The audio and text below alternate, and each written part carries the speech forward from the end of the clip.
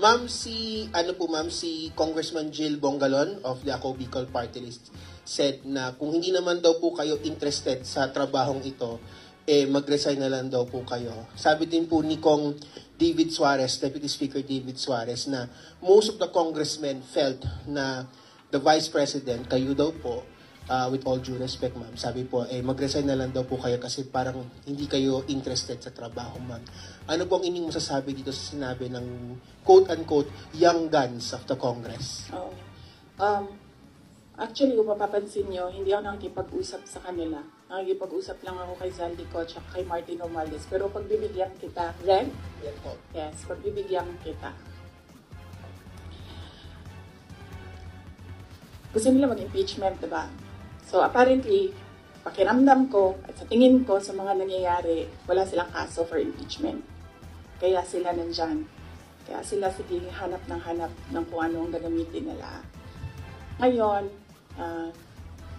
ang track ni Franz Castro, ni Trillanes, is impeachment. Gumawa sila ng isa pang track na resignation. Parang papalabas nila, impeach ka namin for wrongdoing, whatever. And then, itong isang grupo na ito, umalis ka dyan. Kasi kapag hindi ka umalis, kapituko ka. Pero, hindi naman kasi ako sasagot sa young guns. Dahil, kailangan ko sumagot sa 32 million na bumoto sa akin. Hindi sa isa or dalawa na tao. Kaya, hindi ako aalis dito. Dahil nilagay ako ng mga tao dito, believing that I will work for the country. And that is what we did. We worked. VP, as we're speaking right now po, merong ongoing House probe. Actually, a minutes ago, former Undersecretary Gloria Mercado says you gave her envelopes containing 50,000 each from February to September 2023 when she was with HOPE or the Health Orchestrate Positive Learning, a DepEd project. She believes it could be to influence her decision as HOPE. Your response po? Dapat siguro kung mag-akusa siya ng ganyan, dapat may papel siya. Tulad ng ako, pag inaakusahan ako, pag sumasagot ako, binibigay ko yung papel. Gloria Mercado is a disgruntled former employee of the Department of Education. She was let go because of loss of trust and confidence sa Office of the Secretary. Una niyang ginawa, well, hindi ko alam kung anong nauna, pero naka-strike 2 siya sa akin. Ang una niyang ginawa, nag-solicit siya ng 16 million pesos sa isang kumpanya on paper using my name without any authorization from the Department of Education. Ibigay ni JC sa inyo mamaya yung papel. Kalagay dun. Pangalawa, noong nag-school visit ako sa Cebu, merong lumapit sa akin na teacher. Sabi niya sa akin, Inday Sara, masakit sa loob namin na mga teachers kami na nasa field. Tapos merong humahawak ng teacher items na wala dito sa aming probinsya o wala dito sa aming region. So, pinakwento ko siya. Iyon naman yung purpose ng aking mga school visits, di ba, sa iba't ibang lugar na bansa. Sabi ko, one-on-one tayo, kwento mo lahat sa akin. And then it turned out, ang HR mismo ng Department of Education, our undersecretary, took a teacher item from Region 7, nilagay niya sa central office for a non-teaching task. Ginawa niyang executive assistant niya. Ang apelido nun, Villar. Meron niyang paper trail. So, nung bumalik ako sa central office, tinanong ko, totoo ba na meron tayong teacher item galing sa Region 7 na nandito sa atin?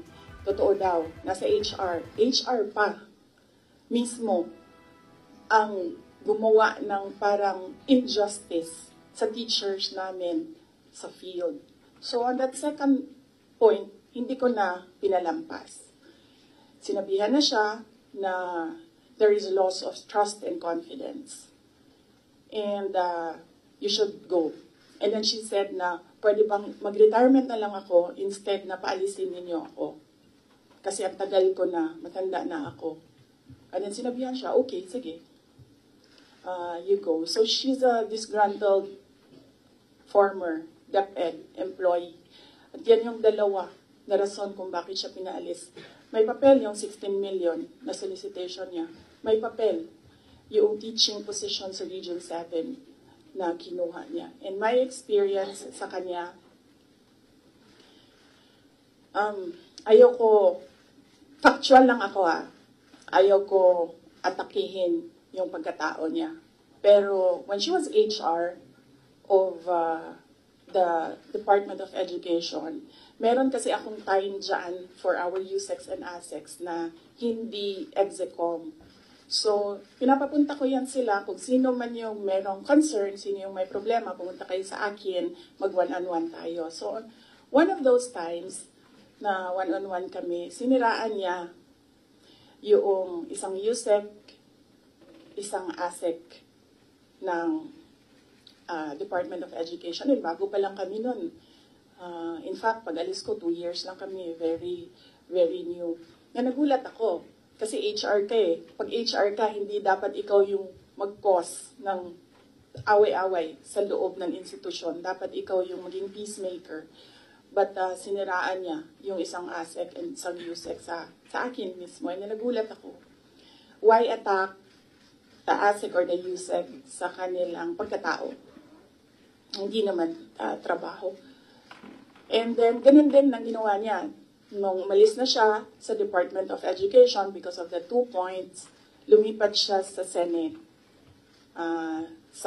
One of the offices of the senators din, nandiyan yan siya ngayon. And yung isang kaibigan ko doon sa Senado, narinig namin na sige na siya atake. Inaatake niya si Michael Poa, si Reynold Monsayak, si Gerald Chan. Nang iyan ngayon yung nakapangalan sa kanyang statement. Kaya kami, nung nagbasa siya kanina ng statement, hindi na kami nagulat. Kasi naririnig na namin sa opisina, dyan sa Senate, yung mga pinagsasabi niya after she was let go. I think, hindi lang siguro niya matanggap na kasalanan niya kung bakit siya pinalayas sa Department of Education. Pero hindi din talaga namin matanggap na magsusolicit ka sa isang private company on paper 16 million. And then, kukuha ka ng teacher item sa field, gagawin mong EA sa central office. Hindi pwede yun. VP, in relation to that, since you brought up yung names po ni Attorney Poa and Attorney Monsayak. So, during the probe earlier, she said that yung reason daw kung bakit daw siya nilet go ng DepEd nyo po was that she disagreed daw with Attorney Monsayak's suggestion that bidders in the DepEd computerization program just discuss it among themselves to avoid failed bidding. Ngayon ko lang narinig yan. Sa kanya ko lang narinig yan. Pero ako ang nagsasabi, kasi I was the one who fired her out of the Department of Education. Yung dalawang rason na yon, ang rason kung bakit siya pinaalis sa Department of Education. And as I said, may papel yon. Ibibigay namin sa inyo ang papel. Ang HR record ni Villar, nasa Department of Education din. In fact, hanggang ngayon si Villar nasa region. Kasi sinabihan niya yung region bago siya umalis na ilagay yan sa region, wag yan sa teaching position. Pero that person is holding a teaching position.